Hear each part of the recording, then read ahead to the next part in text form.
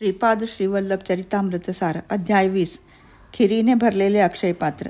श्रीपाद प्रभूंची सर्व भक्त मंडळी बसली असताना तेथे एक तरुण ब्राह्मण आला. त्यांचे नाव वल्लभेश्वर शर्मा असे होते. तो पिटिकापूरमधून आला होता. श्रीपाद प्रभूंनी त्याला आपल्या मातापिता, नातेवाईक आणि स्नेहसंबंधी यांचे क्षेमकुशल मोठ्या आस्थेने विचारले. त्रिकाळ ज्ञानी असलेला श्रीपाद प्रभूंचा हा आवडता छंदच होता.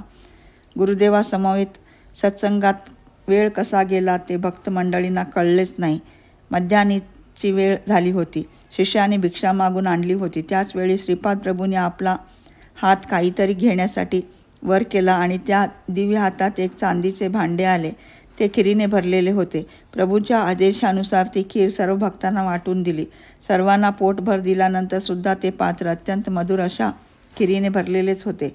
शिष्याने आणलेली भिक्षा कृष्णेच्या पाण्यातील जलचरांना देण्याचा प्रभूचा आदेशानुसार रविदास ती भिक्षा घेऊन नदीचे किनारी गेला. श्रीपादराजम शरणम प्रपद्ये.